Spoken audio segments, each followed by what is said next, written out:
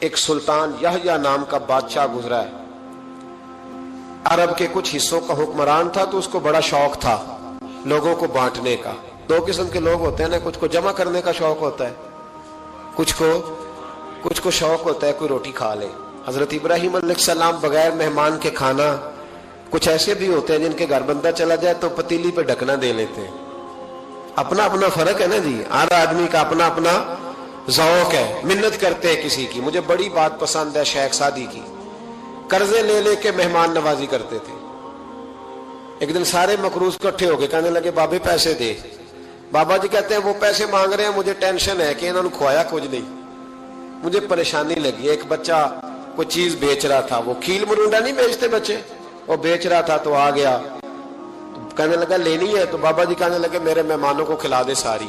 بچہ بھی راضی ہو گیا کہ سارا اکٹھا ہی گاہک مل گیا، تو سارا جب کھلا دیا کہنے لگا پیسے؟ تو شیخ سعدی فرمانے لگے تو بھی بیٹھ جا، یہ سارے پیسے لینے آئے ہوئے ہیں، بیٹھ جا، ان کے پیسے انہیں ملیں گے تو تجھے بھی۔ تو بچہ رو پڑا، رویا، کہنے لگا میں تو یتیم ہوں، 4 بہنیں چھوڑ کے آیا ہوں، اماں کی دوائی بھی لے کے جانی، مجھے تو پیسے چاہیے۔ بچہ رویا تو شیخ سعدی کا ایک مرید آیا، اس نے لا کے نظر پیش کی، کہا حضور یہ نذرانہ ہے، 400 دینار لایا۔ تو حضرت سعدی نے سب کو دیے، بچے کو بھی دیے، سب لوگ چلے گئے۔ تو ان قرض لینے والوں میں سے ایک بندہ سمجھدار تھا، حضرت سعدی کے پاس آ کے کہنے لگا بابا سمجھ نہیں آئی، ہم برسوں سے لینے آ رہے تھے، مل نہیں رہے تھے، کتنے مہینوں سے مانگ رہے ہیں نہیں مل رہے تھے، آج فٹافٹ مل گئے۔ تو شیخ سعدی بزرگ تھے نا، تو بزرگوں والی بات کر گئے، کہنے لگے تم میں رونے والا کوئی نہیں تھا نا، پوری مجلس میں ایک بھی رونے والا ہو تو سب کا کام بن جاتا ہے۔ رونے والا عاشق دا کم رونا توڑا، اے بنا رویو نہیں منظوری، بنا رویو نہیں منظوری تے بنا رویو نہیں منظوری، عاشق سدا ہی روندا رہندا، پاویں وصل ہوئے تے پاواں دوری کا۔ رونے والا ایک آ گیا ہے تو سب کا کام بن گیا ہے۔ تو کچھ لوگوں کو شوق ہوتا، بادشاہ کو، سلطان یحییٰ عرب کے کچھ حصوں کا بادشاہ تھا، شوق بڑا تھا لوگوں کو کھلانے پلانے کا، بڑا شوقین تھا، بڑا بانٹتا تھا، اور کئی دفعہ معاذ اللہ اس پر فخر بھی کرتا تھا جو نہیں کرتا، تکبر سے بھی کہتا تھا بڑی جائیدادیں آؤ جس نے لینا ہے، تکبر بھی کرتا تھا معاذ اللہ جو نہیں کرنا چاہیے تھا۔ ایک دن جامع مسجد کے باہر کھڑے ہو کے نا بانٹنے لگا، کوئی فقیر آیا تو ایک مٹھی بھر کے اشرفیاں دے دی، کسی کو سونا دے دیا، کسی کو چاندی دے دی۔ ایک درویش بابا جی کونے میں بیٹھے ہوئے، اسی کسی دے کچھ بھی نہیں لگ دے، کوئی ضرورت نہیں، کونے میں بیٹھے۔ آپ یقین کریں، آپ تھوڑا سا رخ ادھر کریں، دنیا پیچھے پیچھے ہو جاتی ہے۔ اگر آپ پیچھے بھاگیں گے تو آگے دوڑ کے بھاگیں گے، یہ مزاج ہے قوم کا۔ کسی کا حال پوچھ لیں وہ بگڑ جاتا ہے، کہتا ہے مجھ سے کوئی کام ہوگا تبھی تو پوچھا ہے، اور آپ چپ کر جائیں، خاموش ہو جائیں، یہ بھی بڑی مصیبت ہے کہ پیار کر لیں تو اس کا بھی نقصان دیکھنے میں آتا ہے۔ کہتے ہیں پتہ نہیں میرے اندر کیا لالچ ہے، کیا خوبی ہے جس وجہ سے مجھ سے اتنی محبت ہو رہی ہے۔ وہ بابا جی کونے میں توجہ ہی نہیں کی، جب توجہ نہ کی تو سلطان کی توجہ خود بخود ہو گئی۔ سلطان یحییٰ کہنے لگے بابا کوئی قابل توجہ آدمی ہے، سب لوگ لائنوں میں لگے ہوئے بھاگ رہے ہیں، بادشاہ آیا ہے، یہاں تو شادی پہ کھانا کھل جائے تو بڑے بڑے امیروں کا پتہ چل جاتا ہے کہ بننے کیا لگا ہے۔ کہتے پتہ نہیں دوبارہ چھوٹے گوشت کی ٹرے آئے گی کہ نہیں آئے گی، اور اتنا سارا رکھ لیتے ہیں کہ علمان والحفیظ، بڑے بڑے امیروں کے پول کھل جاتے ہیں، پتہ چلتا ہے کتنے تگڑے امیر ہیں۔ تو جب اس نے کہا شرفیاں، سونے، ہیرے، جواہرات، تو جو نہیں تھے فقیر وہ بھی لائنوں میں لگ گئے، لیکن وہ فقیر پھٹے پرانے کپڑے، سانو تخت ہزارے دی لوڑ کیے، نالے کی لگے شہر بمول دے نال، اسی اپنی بال کے سیکنے، سانو کی لگے کسی اور دے نال۔ اور اقبال نے اس کی تشریح کی، اقبال کہنے لگے ہوا گو تند و تیز ہے لیکن چراغ اپنا جلا رہا ہے۔ ہوا گو تند و تیز ہے، تیز ہوا میں چراغ نہیں جلتے، ہوا گو تند و تیز ہے لیکن چراغ اپنا جلا رہا ہے۔ وہ مرد درویش حق نے جس کو عطا کیے ہیں انداز خسروانہ، فرماتے ہیں جسے اللہ نے بے نیازی دے دی، لالچ سے دور کر لیا، وہ کسی کی پرواہ، وہ اپنا چراغ جلاتا ہے، اپنی مٹی پہ چلنے کا سلیقہ سیکھو، سنگ مرمر پہ چلو گے تو پھسل جاؤ گے۔ وہ بابا بیٹھا ہے تو بادشاہ کہنے لگا اسے بھی بلاؤ، بابے کو بلایا، کہنے لگا تجھے کچھ نہیں چاہیے؟ بابا کہنے لگا چاہیے تو بڑا کچھ، پر تجھ سے نہیں چاہیے۔ کہا کس سے چاہیے؟ فرمایا اس سے چاہیے جو دے کے حساب نہیں پوچھتا، بغیر حساب دیتا ہے، اس سے چاہیے۔ کہنے لگا نہیں، دروازہ کھلا تو بھی لے لے۔ बाबा कहने लगा मैं ले तो लूं पर तू दे कुछ नहीं ना सकता। बादशाह को गुस्सा आया, अकड़ थी, तकब्बुर था। कहने लगा तू क्यों नहीं मैं दे सकता, तू सवाल कर।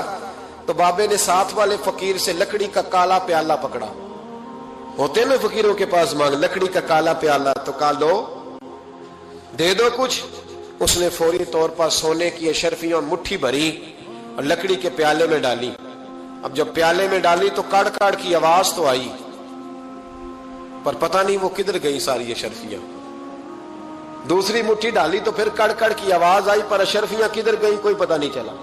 तीसरी, चौथी, पांचवी, बाबे का प्याला खाली का खाली। 2 दफा भी, 4 दफा भी। ये बादशाह लोग जिद्दी होते हैं, मानते नहीं जल्दी, क्योंकि किसी ने बता दिया होता है ना सारा कुछ तुम ही हो, अड़ जाते। हाँ हाँ, जो जिस मनसब पे भी बादशाह होता है अड़ जाता है। उसने कहा मैं भी जिद्दी हूं, प्याला भर के छोड़ना है।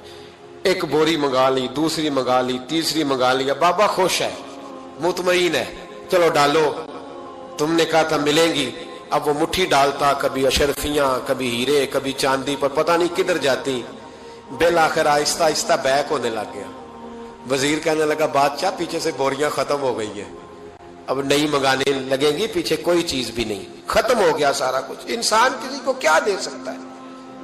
क्या हाँ वो इंसान बड़ा नवाजते हैं जिनके पास खजाने भी अल्लाह के दिए हुए होते हैं, वो नवाजते हैं लोगों, वो नवाजते। का तू क्या दे सकता है? बादशाह जब तंग आ गया ना बादशाह, तो घोड़े से नीचे उतर आया और बाबे के पैरों में बैठ के कहने लगा बाबा ये प्याला है किस बला का नाम, नीचे कौन सा कुआं है कि जो कुआं जो नीचे गिराता ही जाता है और जो भरता ही नहीं है। तो अब बादशाह का हाथ रुका तो बाबे ने प्याला छोड़ दिया और बड़ा कीमती लफ्ज कहा। बाबा कहने लगा बादशाह ये इंसानी ख्वाहिशात का प्याला है, ये इंसान की ख्वाहिशों का प्याला है, ये लालच का प्याला है, ये कभी भर सकता। इंसान कभी कहता है या अल्लाह अपना मकान दे दे, बड़ा राजी हूं, उसे अपना मिल जाता है, फिर कहता है नहीं सोसाइटी में होना चाहिए। फिर सोसाइटी में अल्लाह देता है तो कहता है 5 मरले का छोटा है। इसके नफ्स का प्याला कभी भरता। नबी पाक अलैहिस्सलाम ने फरमाया था उस ख्वाहिश के पीछे ना लगना जो तुम्हें नई ख्वाहिश में डाल दे। कोई नहीं समझ आई बात किया, बड़ी बात कर दी हुजूर ने एक जुमले। मुस्नद इमाम अहमद बिन हंबल में हदीस है, फरमाया उस ख्वाहिश के पीछे ना लगना जो तुम्हें एक नई ख्वाहिश में डाल दे, उसके पीछे ना लगना। और फरमाया उस ख्वाहिश के पीछे ना लगना जो तुम्हें बेजा ख्वाहिशों के पीछे लगा दे। लोगों के लल्ले तलल्ले, परेशानियां, आजमाइशें, लालच, हवस, वो परेशानी वो इतनी ओढ़ ली है लोगों ने कि दिलों से तकवा, रूहानियत, इबादत, दर्द, ज़ौक, शौक खत्म हो गया। दुनिया ही दुनिया बची है, दौलत ही दौलत बची है, बाकी हर चीज को नफ्स का सांप डस गया। फरमाया करते थे नेक वो होता है जिसकी तन्हाई साफ सुथरी होती है, इसलिए माहौल बिगड़ जाता है। ये जो हम कहते हैं ना मेरे सज्जन बड़े बनते हैं फिर टूट जाते हैं, कुछ लोग ऐसे होते हैं जो उनके पास जाता है उन्हीं का हो जाता है, वो कहीं और के काबिल क्यों भला? इसलिए कि उनके किरदार में ठंडक देखता है, उनके लबो लहजे में मिठास देखता है, उस शख्स में इतनी खूबसूरती देखता है कि उसी का बन जाता है। हजरत इब्राहिम बिन अदम के पास एक नौजवान आया, कहने लगा मैं गुनाह करना चाहता हूं। फरमाने लगा बिल्कुल कर, अल्लाह का दिया हुआ रिस्क खाना छोड़ दे और गुनाह कर। कहने लगा ये नहीं हो सकता। फरमाने लगे चल फिर इस तरह कर, रब की जमीन पे ना रह, किसी और की जमीन पे चला जा। कहने लगा ये भी नहीं हो सकता। फरमाने लगे चल अल्लाह की छत से निकल जा। कहने लगा ये भी नहीं हो सकता। तो आप रो पड़े। फरमाने लगे फिर जनाबे इजराइल जब आए तो उनसे कहना मुझे 2-3 साल की मोहलत दे दे, पिछली मेरी गुनाहों में गुजर गई, मैं जरा 3 साल इबादत कर लूं। तो वो शख्स भी रोने लगा, कहने लगा हुजूर वो मोहलत नहीं देते, वो जब लेने आते हैं तो फिर लेके अल्लाह ताला ने जब इंसान बनाना चाहा ना तो जनाब जिब्रील को कहा मिट्टी लेके आ जमीन से। हजरत जिब्रील ने मिट्टी पे हाथ डाला तो बाकी की मिट्टी रोने लग गई, इसे जुदा ना कर। तो जनाब जिब्रील छोड़ के चले गए। हजरत मीकाइल को भेजा मिट्टी ला, मिट्टी पे हाथ डाला तो बाकी की मिट्टी रोने लग गई, छोड़ के चले गए। जनाब इजराइल को भेजा, मिट्टी पे हाथ डाला तो बाकी की रोने लग गई, छोड़ के ना जाओ। तो हजरत इजराइल फरमाने लगे तेरा रोना देखो कि रब का हुक्म देखो। وہ لے گئے. جب پیش کی تو رب کریم نے فرمایا اسرائیل جان نکالنے کی ڈیوٹی بھی تیری، تو مٹی کو لے آنا، باقی مٹی روتی بھی رہے تو روتی رہے. جب میرا فیصلہ آ جائے تو پھر اس میں کوئی گنجائش، ہم کھاتے بھی اللہ کا ہیں، نافرمانی بھی اس کی کرتے، زمین پہ بھی اس کی چلتے ہیں، نافرمانی بھی اس کی کرتے، حکم کسی اور کا مانتے، چھت پہ رب کریم کی رہتے. اس طرح نظام نہیں چلتا. میرے بھائی یاد رکھ لو، گناہوں کی سزا ملے گی، زندگی تنگ ہو جائے، یہاں بھی آزمائش ہوگی اور وہاں بھی. میں نے درس پہ کہا تھا، پھر بات کہتا ہوں، یہ میں اپنے لیے کہہ رہا ہوں، توجہ ہے میری بات پر. دعا فرمایا کریں کہ جو کچھ ہم نظر آتے ہیں اللہ ہمیں ویسا بننے کی توفیق بھی عطا فرما. اللہ ویسا بننے کی، یہ مشکل معاملہ ہے، مشکل. دیکھیں نا، ایک آدمی سیاستدان ہے، اس نے بڑے اچھے نعرے لگائے، انقلاب آ جائے گا، میں غریب کا بھلا کر دوں گا، میں یتیموں کے سر پہ ہاتھ رکھوں گا، میں مجبوروں کی مدد کروں گا، میں دکھیوں کی مدد کروں گا، مزدوروں کو. اس نے اچھے اچھے نعرے سکھائے، اچھا اس نے پیغام دیا. اندر اس کے یہ تھا کہ اقتدار ملے گا تو مرضی کروں گا. لوگ اس کے گرد بھی گئے، اس کی گاڑی کے پیچھے بھی بھاگے، لوگوں نے اس کے نعرے بھی لگوائے، جیب سے پیسے لگا کے اس کے پوسٹر بھی شائع کیے. لوگ اس کے گرویدہ ہو گئے. لوگوں نے پوری، اور میری قوم نے تو بیچاری نے کئی دفعہ دھوکے کھائے. جس نے نعرہ لگایا غریب اسی کے پیچھے مسیحا بن کے چل پڑا. آج دھوکہ دے لیا، لوگوں کو پیچھے لگا لیا. یہ بتاؤ اگر راز کھل جائے، اگر راز کھل جائے کہ یہ دھوکہ دے رہا ہے، یہ فریب کر رہا ہے، تو لوگ اس کا کیا حال کریں گے؟ یہ راز قیامت میں کھل جائے گا. قیامت میں یہ راز یہ کھل جائے گا، کھل جائے گا. یہ دھوکے باز تھا. اذا زلزلت الارض زلزالہا، جب زلزلہ آئے گا جیسے اس کا آنا ٹھہرا. واخرجت الارض اثقالہا، زمین اپنے بوجھ باہر نکال دے. اس سے مراد کیا ہے کہ زمین پہ جو جرم ہوئے زمین بتا دے گی، باہر نکل آئے. وقال الانسان ما لہا، انسان کہے گا اسے کیا ہوا، یہ تو سب کچھ بتا رہی. بوجھ باہر نکال دے گی. ایک آدمی پیر طریقت بن کے بیٹھ گیا، جبہ کبا پہن کے بڑی پگڑی باندھ کے بیٹھ گیا، اچھی اچھی نیک باتیں بتانے لگا. لوگ اس کی دست بوسی کرنے لگے، ہاتھ چومنے لگے، پیچھے لگ گئے، خدمت کرنے لگے، جیب سے نذرانہ دینے لگے. اس کے نام پر لوگ اپنی جیب سے لنگر پکانے لگے، خانقاہ کی خدمت ہونے لگی. مہمان اس کے آتے، نوکری کوئی اور کرتا. میں نے کہا تھا شاید اپنے لیے کہہ رہا ہوں. ڈیوٹیاں لوگ کرنے لگے، حالات بدلنے لگے. لیکن اس کے اندر تو چور تھا، وہ تو دکاندار تھا. تو یہاں جو اس کے پیچھے لگے تھے وہ تو سچے تھے، انہیں تو اجر ملے گا. لیکن اس کا جب راز کھلے گا تو بڑی رسوائی ہوگی. اس کا جب راز کھلے گا تو بڑی. ایک میری طرح کا دیندار تھا، جو چہرے کا تو نیک تھا، اندر پتہ نہیں کیا کچھ تھا. ایک طوائف گزر رہی تھی، اس نے اس کو تبلیغ کر دی. کہنے لگا بس کر دے، سیانی بن جا. تو کسی دانشور میں لکھا ہے اس نے بڑا سخت جواب دیا. اس عورت نے کہنے لگی بابا میں تو جو ہوں وہ نظر بھی آ رہی ہوں، تو بتا جو تو نظر آتا ہے وہ تو ہے کہ نہیں. اس بندے نے چیخ ماری اور بے ہوش ہو کے گر پڑا. تو لوگوں نے کہا بابا آج کسی صوفی کا کلام سنا ہے جو بے ہوش ہو گیا. تو اس نے کہا نہیں، آج طوائف کی بات سنی ہے، طوائف کی. اور وہ عجیب بات کر گئی ہے. وہ کہہ گئی ہے میں تو جو ہوں میں نظر آ رہی ہوں، تو بھی تو بتانا، تو بتانا کہ تو دستار امامت پہنتا ہے.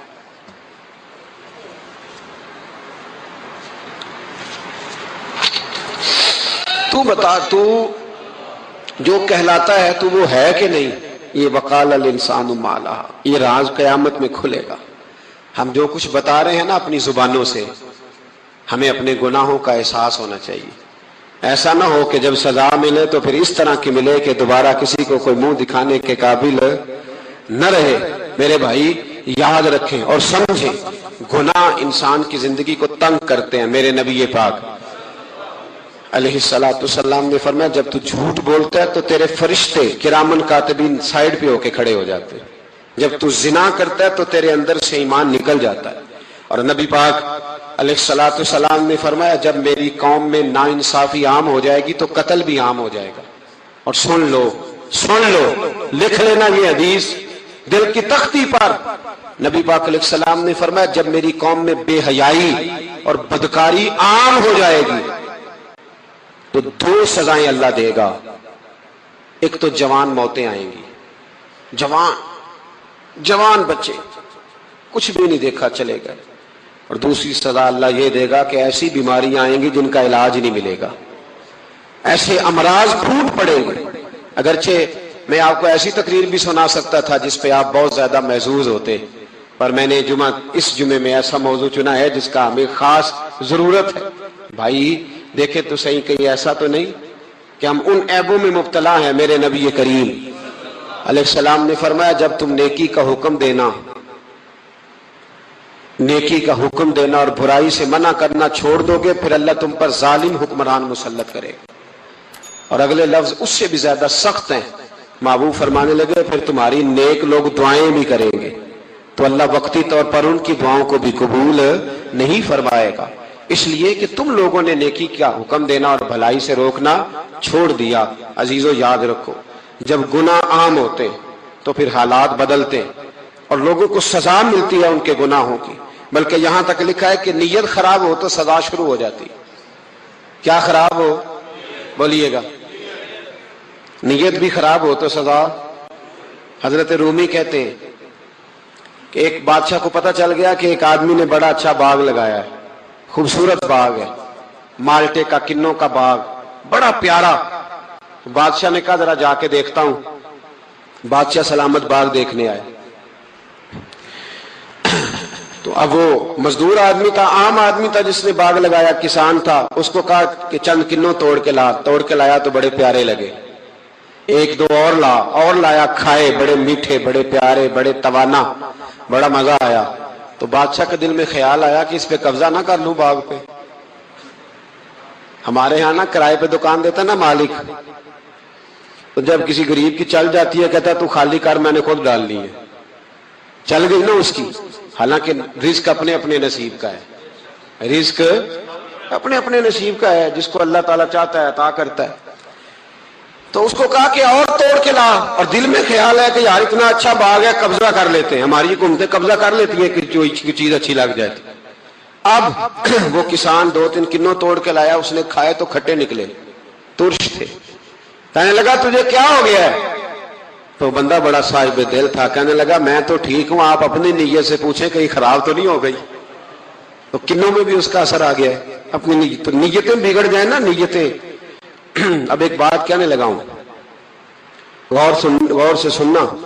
جب تک دو بھائی اکٹھے کاروبار کرتے ہیں نیت ہوتی ہے کہ ہمارا گھر چلے گا, تب تک اللہ برکت دیتا ہے.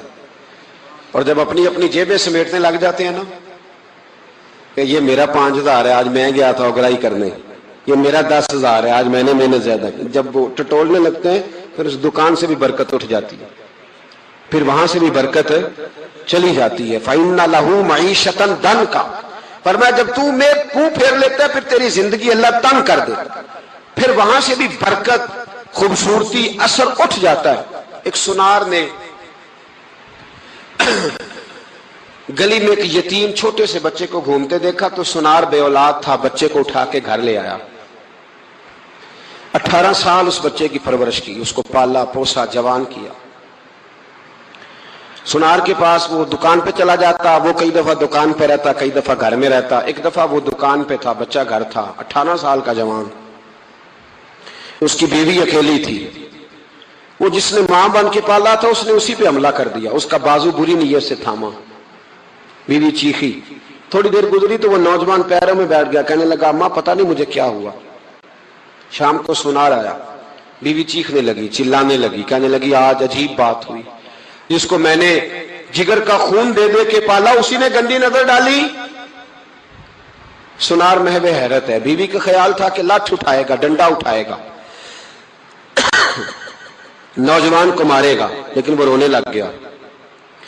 اس نے کہا آج اس نے میرا بازو تھاما ہے, جانے کیا کیا ہے. پریشان ہونے لگ گیا, سجدے میں گر گیا. کہا تو بتاتا کیوں نہیں؟ تو وہ سنار کہنے لگا اس کی غلطی نہیں, 18 سال کے بعد آج مجھ پر بھی شیطان سوار ہوا تھا. ایک عورت آئی تھی, اپنے بازوؤں میں چوڑیاں پہننا چاہتی تھی, تو میں نے بھی گندی نظر سے ہاتھ ڈالا تھا. رب کریم نے مجھے فوراً اس کی سزا دی۔ جن کے گھروں میں بیٹیاں ہوتی ہیں ان کی نظریں گندی نہیں ہوتی، جو بیٹیوں کے باپ ہوتے ہیں، جو بہنوں کے بھائی ہوتے ہیں، ان کی نظریں گندی۔ اور اگر تو ٹیلی فون کرتا ہے، تو کسی عورت کے ساتھ تعلق رکھتا ہے، تو یہ بات لکھ لے، امام فخر الدین رازی 1، علامہ اسماعیل حقی 2، ملا جلال الدین رومی 3، امام خازن 4، امام جلال الدین سیوطی 5 حدیث کے استاد اور محدث لکھتے ہیں کہ اگر تو کسی پر گندی نظر ڈالے گا تو تیرا گھر بچ سکتا، یاد رکھ، نہیں بچے گا، اس لیے کہ تیری نظر کسی کی بیٹی کو بیٹی سمجھ تاکہ تیری بچی کا پردہ قائم رہے، کسی کی بہن کو، یہ کیا بات ہوئی کہ تو جتنا مرضی گند معاشرے میں پھیلاتا رہے تیرا گھر بچا رہے، یہ کیسے ہو سکتا ہے؟ فَإِنَّ لَهُ مَعِيشَةً ضَنْكَ، اللہ فرماتے ہیں زندگی تنگ ہو جائے گی تیرے لیے مشکل، تو ڈھونڈتا پھرے گا کہ میں مرنے کو جگہ تلاش کروں۔ سچی توبہ کرے، کھری توبہ کرے، یہ گناہ انسان کو مجبور کر دیتے ہیں۔ حضرت عبداللہ بن مبارک رحمت اللہ تعالی علیہ، ان کے سینکڑوں شاگرد تھے، ایک شاگرد کے انتقال کا وقت آیا تو گھر گئے ملنے، آپ کہتے ہیں میں نے زور لگا لیا پر اس کی زبان پر کلمہ جاری نہیں ہوا، میں اسے کہتا کلمہ پڑھ پر اس کی زبان پر جاری، اللہ اکبر، بہت بڑی نعمت ہے، دعا فرمائیں اللہ ایمان کی موت عطا فرمائے۔ تو اللہ تبارک و تعالیٰ نے آیت نمبر 27 سے حضرت ابراہیم علیہ السلام کو حکم دیا کہ لوگوں میں بلند آواز سے حج کا اعلان کر دیں، وہ آپ کے پاس دور دراز رستوں سے پیدل اور ہر دبلے اونٹ پر سوار ہو کے آئیں گے۔ حضرت ابراہیم نے ایک پتھر پر کھڑے ہو کے ندا کی، اللہ اکبر، اے لوگو اللہ نے تمہارے اوپر حج فرض کر دیا۔ اللہ تعالیٰ نے یہ ندا ان سب کو سنا دی جو ابھی مردوں کی پشتوں میں اور عورتوں کے رحموں میں تھے، اور ان سب نے اس ندا کا جواب دیا جو اللہ کے علم میں ہے۔ قیامت تک حج کرنے والے تھے، ان سب نے ماؤں کے پیٹوں سے بھی کہا لبیک، باپوں کی پشتوں میں بھی کہا، اور بعض نے لکھا ہے جتنی دفعہ کسی نے لبیک کہا اتنا ہی حج کرنے جائے گا۔ پتہ نہیں اب ہم نے کتنی دفعہ کہا ہے، دعا فرمائے اللہ زیادہ ہی توفیق عطا فرمائے، زیادہ اللہ موقع۔ آپ اخلاص کے ساتھ آواز دیں، میں کہا کرتا ہوں ہمارے ذمہ اذان پڑھنا ہے، گن پوائنٹ پہ لوگوں کو نمازی بنانا ہماری ذمہ داری۔ حضرت ابراہیم نے اس وقت آواز دی، حضرت ابراہیم نے بغیر لاؤڈ سپیکر کے آواز دی، تو رب نے ماؤں کے رحموں میں بھی آواز پہنچا دی۔ میں بڑا آدمی تو نہیں ہوں، چھوٹا ہوں، اور بڑا چھوٹا ہوں، اور یہ بات صرف آپ لوگوں کے سامنے نہیں کہتا، میں محسوس کرتا ہوں، میں اس کا قائل ہوں، مجھے پتہ ہے آپ میں سے جتنے لوگ ہیں اللہ کے فضل سے میں باوضو بیٹھا ہوں، میں کسی ایک بندے سے بھی اپنے آپ کو افضل نہیں سمجھتا، میں اپنے آپ کو چھوٹا جانتا ہوں، مجھے خبر ہے اللہ تبارک و تعالیٰ معاف فرمانے والا ہے۔ تو میں کسی شخص میں سے بھی، آپ میں سے ایسا شخص جو ظاہراً مجھ سے عمل میں بھی کمزور نظر آتا ہے، لیکن میں جب اپنی طبیعت سے پوچھتا ہوں تو افضل جانتا ہوں۔ لیکن ہم نے چھوٹی سی مسجد میں بیٹھ کے دین کی بات شروع کی، کبھی کبھی نا دنیا کے آخری کونے سے بھی لوگ ہمیں فون کر لیتے ہیں، یعنی ایسے ایسے ملک کا نام لیتے ہیں کہ جو میں نے کبھی سنا بھی نہیں ہوتا، ایسے ایسے ملک کا نام لیتے ہیں۔ میں برطانیہ میں گیا تو مجھے، آپ یقین کریں، کچھ لوگ میرے گلے مل کے اس طرح روئے کہ جیسے بچھڑے ہوئے ہیں صدیوں سے مجھ سے، تو وہ کہنے لگے ہم تو خواب دیکھ رہے ہیں، آپ سامنے آ گئے۔ تو میرے ذہن میں یہی آیات آ رہی تھی کہ بندہ آواز دیتا ہے اور اس کو پہنچاتا میرا رب بھی ہے، بندہ کمزور ہے، وہ آواز دیتا ہے تو پہنچانا اللہ تبارک و تعالیٰ کے ذمہ کرم پہ ہے۔ اللہ تبارک و تعالیٰ اخلاص کی توفیق دے اور ریاکاری سے محفوظ فرمائے۔ آیت نمبر 28 میں مقررہ ایام یعنی یوم نحر اور بعد کے دنوں میں قربانی کرنے کا حکم دیا گیا ہے۔ ایام نحر عید کا پہلا، دوسرا اور تیسرا دن۔ آیت نمبر 29 میں ایسی نظروں کو پورا کرنے کو حکم دیا گیا ہے جو معصیت پر مبنی نہ ہو، اور اللہ کے گھر کے طواف کا بھی حکم ہے۔ آیت نمبر 31 میں اللہ تعالیٰ کے ساتھ شریک قرار دینے والوں کی مثال کو اس طرح بیان کیا گیا ہے کہ ایسا شخص گویا آسمان سے گرا، پھر اسے مردار خور پرندے نے جکڑ لیا، یا آندھی نے اس کو کسی دوسری جگہ پھینک دیا۔ آیت نمبر 32 میں فرمایا کہ جس نے اللہ کی نشانیوں کی تعظیم کی تو بے شک یہ دلوں کا تقویٰ ہے۔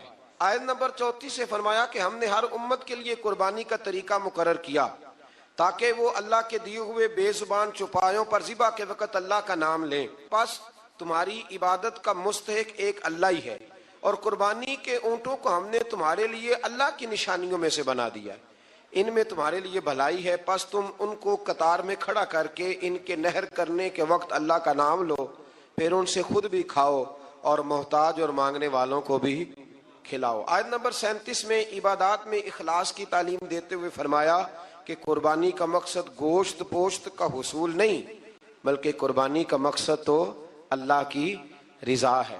آیت نمبر 39 میں مظلوم مہاجر مسلمانوں سے نصرت کا وعدہ کر کے اپنے دفاع میں لڑنے کی اجازت کا بیان ہے۔ آیت نمبر 39 تا 41 میں بتایا کہ یہ سنت الہیہ ہے کہ وہ مجاہدین کے ذریعے ظالموں کا کلا کما فرماتا ہے، اگر ایسا نہ ہوتا تو راہبوں کی خانقاہیں، کلیسا اور یہودیوں کی عبادت گاہیں اور مسلمانوں کی مساجد کو ویران کر دیا جاتا۔ اگلی آیت میں حکومت اسلامیہ کے قیام کا مقصد بیان کیا گیا کہ اس کا مقصد ہے نظام صلاۃ و زکوٰۃ کا قیام، نیکیوں کا پھیلاؤ اور برائیوں کا سد باب۔ یہ اسلامی حکومت کے قیام کا کیا کرنا ہے؟ اسلامی حکومت نے نظام نماز مقرر کرنا ہے، نظام زکوٰۃ مقرر کرنا ہے، نیکیوں کو پھیلانا اور برائیوں کا۔ تو ہمارے تو وزیر کہتے ہیں کہ مولویوں نے نہیں چلانا ملک، چلانا کس نے ہے؟ یہ اللہ ہی بہتر جانتا ہے۔ آیت نمبر 46 میں فرمایا کہ پچھلی امتوں کے آثار کو دیکھ کر عبرت حاصل کرنی چاہیے، لیکن اس کے لیے سوچنے سمجھنے اور مشاہدے کی صلاحیتوں کا نیک ہونا ضروری ہے، ورنہ وہ لوگ کہیں گے ان کے برے کام تھے ہمارے تو اچھے ہیں، پھر انسان عبرت بھی حاصل کر سکتا۔ آیت نمبر 48 میں کفار کے عذاب کے معاملے میں جلدی کرنے، مہلت ملنے سے غلط فہمی کا شکار ہونے پر فرمایا کہ عذاب تو آ کر ہی رہے گا، اللہ اپنے وعدوں کے خلاف نہیں کرتا۔ آیت نمبر 49 میں رسول اللہ صلی اللہ علیہ وسلم کو تمام روئے زمین کے انسانوں کے لیے نذیر بنا کر بھیجنے کا بیان فرمایا۔ آیت نمبر 52 سے فرمایا کہ آپ سے پہلے انبیاء جب اپنی امتوں کے سامنے اللہ کی آیات پڑھتے تو شیطان امت کے افراد کے دلوں میں شبہات ڈال کر عمل سے روکتے، اور یہ وسوسہ اندوزی بیمار اور سخت دل والے لوگوں کے لیے آزمائش اور اہل علم کے ایمان میں مضبوطی کا سبب بنتی۔ فرمایا جب شیطان وسوسہ دیتا ہے نا تو الجھتے وہ لوگ ہیں، پریشانی ان لوگوں کو ہوتی ہے جن کے دلوں میں پہلے سے شبہات ہوتے ہیں، اور جن کے دلوں میں شبہات نہیں نہ ہوتے، شیطان جب وسوسہ دیتا ہے تو ان کا یقین اور مضبوط ہو جاتا ہے۔ یہ سمجھنے کی بات ہے، ہم گنجائش دیتے ہیں تو شیطان اندر داخل ہوتا ہے، دروازے کی کنڈی لگا کے رکھیں گے تو چور اندر وہ نہیں اندر آئے گا۔ آیت نمبر 61 سے نظام گردش لیل و نہار، بارش کے نزول اور اس کے نتیجے میں سبزے کے اگنے کو اللہ نے اپنی قدرت کی نشانیاں قرار دیا۔ آیت نمبر 67 میں ہر قوم کے لیے وقتی شریعت مقرر کرنے اور اس پر ایک وقت تک عمل ہونے اور اسلام کے دائمی اور ابدی تعلیمات آنے کے بغیر کسی جھگڑے کے اس کی پیروی کرنے اور اس کی طرف دعوت دینے کا بیان ہے۔ آیت نمبر 73 میں اللہ تعالیٰ نے مشرکوں کے بتوں کی بے بسی کو بیان فرمایا ہے کہ وہ سب مل کر بھی ایک مکھی کا پر بھی ایک مکھی بھی پیدا نہیں کر سکتے، اور اگر مکھی ان سے کوئی چیز چھین لے تو اسے واپس بھی، سبحان اللہ، یعنی مکھی کو چیز چھین لے، میں اور آپ واپس لے سکتے ہیں؟ اللہ کرے ہمیں سمجھ آئے۔ اللہ فرماتا ہے دیکھو ہے تو مکھی۔ امام مالک رحمت اللہ تعالیٰ علیہ بیٹھے تھے تو ہارون رشید سے نا مکھی نہیں سنبھالی جا رہی تھی، بار بار مارتا، کئی دفعہ ایک مکھی نہیں پکڑی جاتی، پتہ نہیں کدھر سے نکل جاتی ہے، اس نے بڑا ہی ستایا، کچھ کرنے نہیں دیتی تھی۔ تو ہارون رشید جذبات میں امام مالک سے کہنے لگا حضور یہ اللہ نے مکھی کیوں پیدا کر دی؟ معاذ اللہ، اس کی کیا ضرورت تھی؟ تو امام صاحب فرمانے لگے فوراً، ڈرتے نہیں تھے نا بادشاہوں سے وہ لوگ، فوراً فرمانے لگے یہ اللہ نے تیرے جیسے بادشاہوں کا غرور توڑنے کے لیے پیدا کی ہے، کہ اللہ فرماتا ہے تم سے تو مکھی نہیں سنبھالی جاتی اور تم حکومتیں چلانے کی بات کرتے ہو۔ بت اور ان کے پجاری دونوں کمزور ہیں۔ آیت نمبر 75 میں فرمایا کہ منصب رسالت کوئی فرمائشی منصب نہیں، اللہ تعالیٰ خود رسولوں کو منتخب فرماتا ہے اور وہ سب کچھ جانتا ہے۔ آیت نمبر 77 میں ہمہ وقت بندگی کا حکم دیا گیا۔ اس پارے کی آخری آیت میں دین کی سربلندی کے لیے سر توڑ کوششیں کرنے، دین کے معاملے میں تنگی نہ ہونے، ملت ابراہیم کی پیروی کرنے اور آخر میں نماز قائم کرنے، زکوٰۃ ادا کرنے، اللہ تعالیٰ کے دامن رحمت کو مضبوطی سے پکڑنے کا بیان فرمایا۔ اللہ تعالیٰ کی مدد ان چیزوں سے وابستہ ہے۔ آج ایک سپارہ اور بیان کرنا ہے۔ اللہ تعالیٰ توفیق عطا فرمائے، اللہ تعالیٰ ہمت عطا فرمائے، آپ سب کو اللہ بڑی برکتیں عطا فرمائے۔ سورۃ المومنون سے یہ پارہ شروع ہوتا ہے۔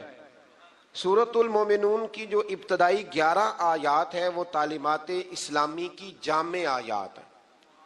ان میں فلاح یافتہ جو کامیاب ہونے والے ایماندار ہیں ان کی صفتیں بیان کی گئیں۔ فرمایا گیا کہ وہ نمازوں میں خشوع خضوع کرتے ہیں، ہر قسم کی بےہودہ باتوں سے لا تعلقی، زکوٰۃ کی ادائیگی، اپنی پاک دامنی کی حفاظت، امانت اور عہد کی پاسداری اور نمازوں کی پابندی۔ آخر میں فرمایا گیا کہ ان صفات کے جو حامل اہل ایمان ہیں وہ ہمیشہ جنت میں رہیں گے۔ آیت نمبر 13 سے انسانی تخلیق کے مدارج کو بیان کیا گیا۔ پہلے نطفہ، پھر اس کے بعد جمع ہوا خون، پھر گوشت کا لوتھڑا، پھر گوشت اور ہڈیوں پر مشتمل جسم کی تشکیل۔ اس کے بعد فرمایا یہی خالق و مالک موت کے بعد آخرت میں دوبارہ زندہ کر دے گا۔ جو ماں کے پیٹ میں صورتیں بناتا ہے نا، قبر سے بھی دوبارہ زندہ کر لے گا۔ پھر آیت نمبر 27 سے ایک بار پھر حضرت نوح علیہ السلام کے کشتی بنانے کا ذکر ہے۔ آیت نمبر 33 سے بیان ہوا کہ ہود کی قوم کے کفار، منکرین آخرت اور خوشحال لوگوں نے نبی پر طنز کرتے ہوئے کہا کہ یہ تو ہم جیسے بشر ہیں۔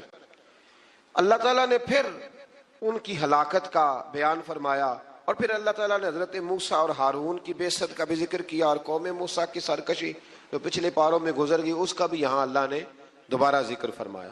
آیت نمبر 52 سے دین اسلام کے ایک ہی دین ہونے، فرقہ بازوں کا اسلام کی وحدت کو پارا کرنے اور ان کے جو امیر لوگ ہیں ان کے خوش فہمی میں مبتلا ہونے کا بیان بھی فرمایا گیا۔ آیت نمبر 56 سے فرمایا کہ وہ اہل ایمان جن کے دلوں میں خشیت الہی ہے، جو شرک نہیں کرتے، جو اللہ کی راہ میں عاجزی کے ساتھ خرچ کرتے، اور جنہیں قیامت پر ایمان ہے، وہی لوگ نیکیوں میں جلدی کرتے ہیں اور سبقت کرتے ہیں۔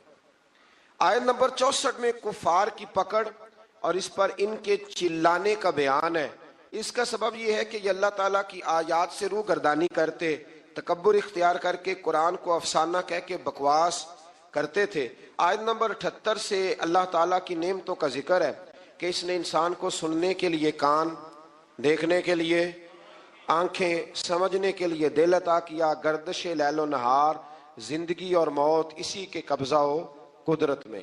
آیت نمبر 85 سے اللہ تعالیٰ نے استفہامی انداز میں بیان کیا کہ اگر ان منکرین آخرت سے پوچھا جائے کہ زمین اور ان کے خزانوں کا مالک کون ہے، 7 آسمانوں عرش عظیم کا مالک اللہ، ہر چیز کی بادشاہت کس کے قبضے میں ہے؟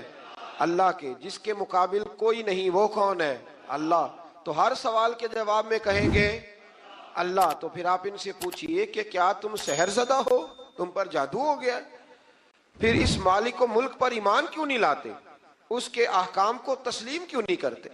آیت نمبر 91 سے بیان ہوا کہ اللہ کی کوئی اولاد نہیں، اس کے سوا کوئی عبادت کا مستحق نہیں ہے۔ اگر ایسا ہوتا کہ ایک سے زیادہ خدا ہوتے تو ہر ایک اپنے لشکروں کو لے کر دوسرے پر غلبہ پانے کی کوشش کرتا۔ حالانکہ اللہ وحدہ لا شریک کے اقتدار کو چیلنج کرنے والا کوئی نہیں۔ اللہ اکبر۔ سورت کے آخر میں بیان فرمایا کہ انسان کو بے مقصد پیدا نہیں کیا اور اللہ کی بارگاہ میں آخری جواب دہی کے لیے لوٹ کر جانا ہے۔ آیت نمبر 96 میں برائی کو اچھائی سے دفع کرنے کا بیان ہے۔ اس کے بعد اپنے حبیب مکرم صلی اللہ علیہ وسلم کے ذریعے اللہ تعالیٰ کے بندوں کو ہر قسم کے شیطان کے شر سے پناہ دینے کا طریقہ تعلیم فرمایا۔ آیت نمبر 99 سے کفار کی موت کے وقت کی ندامت اور ان کے دنیا میں واپس جا کر نیک عمل کرنے جیسی ناممکنہ باتوں کی تمنا کرنے کا بیان بھی ہے۔ آیت نمبر 101 سے قیامت کے دن تمام رشتوں کے ختم ہونے اور اعمال کے سبب نجات ہونے کا ذکر ہے۔ آیت نمبر 106 سے اللہ تعالیٰ کی ایجاد کو جھٹلانے والوں کی گفتگو کہ ہماری بدبختی نے ہم کو گمراہ کیا اور اگر ایک بار ہم نکل گئے تو دوبارہ لوٹ کر نافرمانی نہ کرنے کا بیان ہے۔ اللہ تعالیٰ فرمائے گا پھٹکارے ہوئے پڑے رہو اس میں اور میرے ساتھ بات نہ کرو، تم دنیا میں مومن بندوں کا مذاق اڑاتے تھے۔ اور وہ یہ دعا پڑھتے تھے. کافر مذاق اڑاتے تھے اور مومن کہتے ربنا آمنا، اے اللہ ہم تجھ پر ایمان لائے، فاغفر لنا ذنوبنا، ہمارے گناہوں کو بخش دے، ورحمنا، اور ہم پر رحم فرما، وانت خیر الراحمین، تو سب سے بڑھ کر رحم کرنے والا ہے. ان کو ان کے صبر کا بدلہ کامیابی کی صورت میں ملا.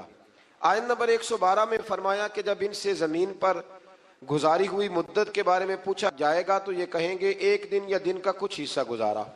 آخری آیت میں امت محمدیہ صلی اللہ علیہ وسلم کو استغفار کرنے اور رحم کی دعا مانگنے کا حکم ہے، جو کہ یہ آیت ہے رب اغفر وارحم وانت خیر الراحمین. فرمایا یہ دعا مانگا کرو، رب اغفر وارحم وانت خیر الراحمین. پھر اس سے آگے سورۃ نور شروع ہو جاتی ہے. سورہ نور میں اللہ تعالیٰ نے خانگی اور معاشرتی احکام کو بیان کیا ہے.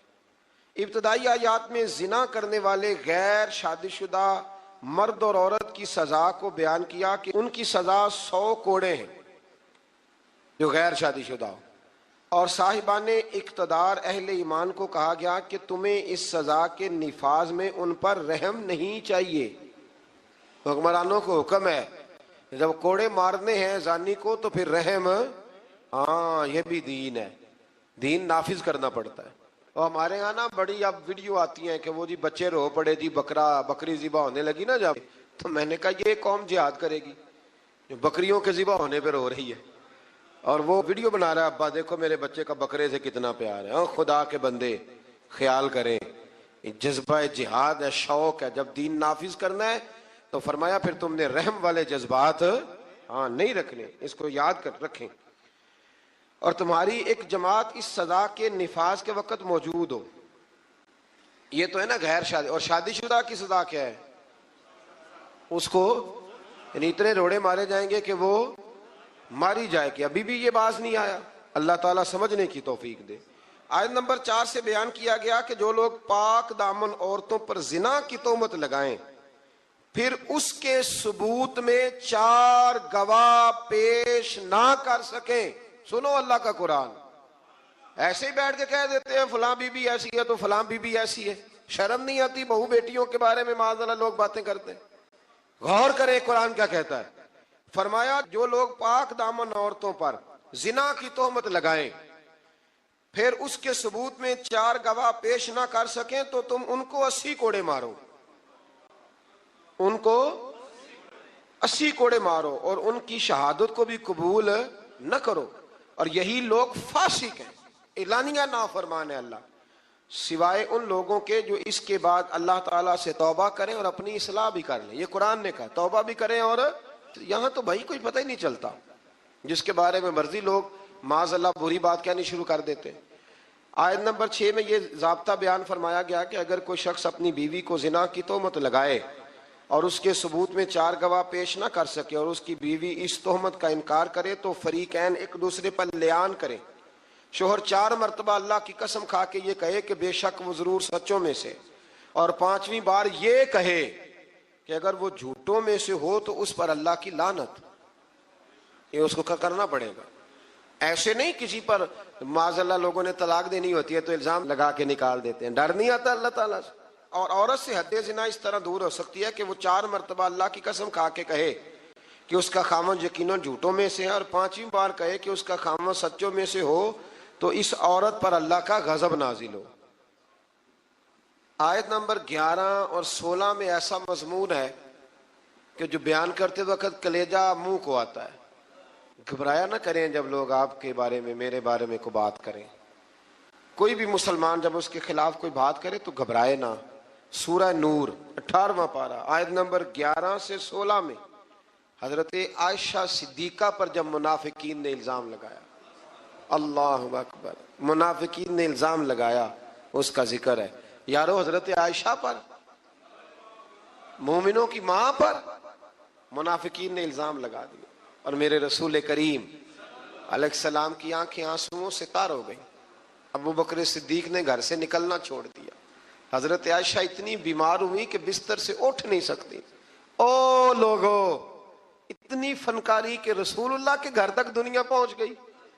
مولا علی شیر خدا آئے، عرض کرنے لگے سونیا فکر نہ کریں، جو رب آپ کے وجود پر مکھی نہیں بیٹھنے دیتا وہ ناپاک عورت آپ کے بستر پہ آنے دیتا ہے؟ یہ کیا بات ہوئی؟ صحابہ کرام تڑپ اٹھے، یارو یہ رنگ بھی ہے۔ میں کہتا ہوں یہ مضمون بیان نہیں ہو سکتا۔ میں نے کہا تھا مخلوق تو فنکار ہے اس درجہ کے پل بھر میں، سنگے در کعبہ سے بھی اسنام تراشے، تم کون ہو کیا چیز ہے داغے کبا بھی، لوگوں نے تو مریم پہ بھی الزام تراش۔ لوگ باز آتے پھر حضرت عمر فاروق اٹھے اور کہا ھذا بہتان عظیم، یہ چھوٹا الزام نہیں، یہ بڑا الزام ہے۔ تو اللہ نے پھر اسی طرح سورہ نور کی آیت نمبر 11 سے 16 میں حضرت عائشہ صدیقہ پر اللہ مومنوں کی ماں کو ہم سے راضی فرمائے۔ بڑا درجہ ہے اس پاک عورت کا، بڑا مرتبہ، ساری جوانی رسول اللہ کے دین کے نام کر دی، بڑی خدمت کری، بڑی نوکری کری، بڑا کام کیا۔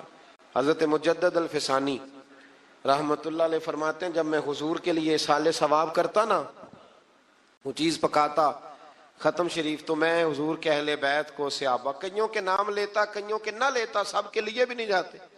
کہتے ہیں میں کئیوں کے نام لیتا لیکن کوئی معاذ اللہ بغض دعوت نہیں، ویسے میرے منہ سے نا حضرت عائشہ کا نام کبھی نکلا ہی نہیں، نہ میں نے لیا۔ تو کہتے ایک دن مجھے رسول کریم کی زیارت ہوئی تو حضور نے فرمایا تو میری عائشہ کا نام ہی نہیں لیتا، تجھے پتا نہیں میں روٹی عائشہ کے گھر کھاتا ہوں اور تم وہاں سالے ثواب ہی نہیں کرتا، وہ میرے لیے کھانے پکاتی ہے، میں اس کے گھر کھانا کھاتا ہوں۔ اور یہ وہ میرے محبوب کی پیاری زوجہ ہے کہ حضور نے فرمایا عائشہ میرے نکاح میں آنے سے پہلے حضرت جبریل نے مجھے تیرا نقشہ دکھایا تھا، گویا تیری فوٹو دکھائی تھی، اور فرمایا عائشہ جب تم مجھ سے راضی ہوتی ہے تب بھی مجھے پتہ چل جاتا، اور جب تو ناراض ہوتی ہے تو تب بھی پتہ چل جاتا۔ حضرت عائشہ کہنے لگی حضور میرے ماں باپ قربان ہو، آج بتائیں تو صحیح آپ کو کیسے پتہ چلتا ہے؟ تو حضور فرمانے لگے جب تم مجھ سے راضی ہوتی ہے نا تو کہتی ہے مجھے رب محمد کی قسم، اور جب تو ناراض ہوتی ہے تو کہتی ہے مجھے رب ابراہیم کی قسم۔ فرمایا رب ابراہیم کا بھی ہے، لیکن جب تو میرے نام سے رب کریم کو پکارتی ہے تو لگتا ہے آج تو بڑی راضی ہے۔ رسول کریم علیہ السلام کا وہ پیار، وہ محبت، 40 سال حضور کے بعد وہ حیات رہی، چوتھا حصہ دین میرے رسول کریم کا امت کو انہوں نے پہنچایا۔ حضرت فاطمہ کی شان میں حدیثیں حضرت عائشہ صدیقہ نے بیان فرمائی، حضرت عائشہ نے، جناب ختیجۃ الکبریٰ کے تذکرے حضرت عائشہ نے ہمیں بتائے۔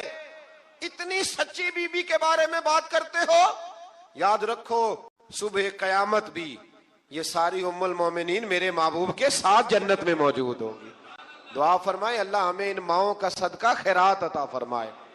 تو آیت نمبر 11 سے 16 میں حضرت عائشہ صدیقہ پر جو منافقین نے تہمت لگائی اس کی جانب اشارہ فرمایا، اور ان چیزوں کا سد باب کیا جو معاشرے کے بگاڑ کا باعث ہو سکتی ہیں۔ جن منافقین نے یہ تہمت لگائی تھی ان کا پردہ فاش کیا، جو مسلمان منافقین کے بجھائے ہوئے حسین جال میں پھنس گئے تھے ان پر عتاب فرمایا اور ان کو تنبیہ کی وہ آئندہ ہوشیار رہیں اور منافقین کے کہنے پر نہ آئے۔ منافق مسلمانوں کی عزت و ناموس کو برباد کرنے کے در پہ، اس لیے مسلمانوں کے لیے جائز نہیں کہ وہ سنی سنائی بات کو آگے بڑھا دیں، بلکہ مومن مردوں اور مومن عورتوں کو اپنوں کے متعلق، یہ اللہ فرماتا ہے، اپنوں کے متعلق نیک گمان کرنا چاہیے، اور اگر تہمت لگانے والے اس تہمت پر 4 گواہ نہ لائیں تو وہی اللہ کے نزدیک جھوٹے ہیں، اور اگر دنیا اور آخرت میں تم پر اللہ کا فضل اور اس کی رحمت نہ ہوتی تو تم نے جس تہمت کا چرچا کیا تھا اس کی وجہ سے تمہیں بہت بڑا عذاب پہنچتا۔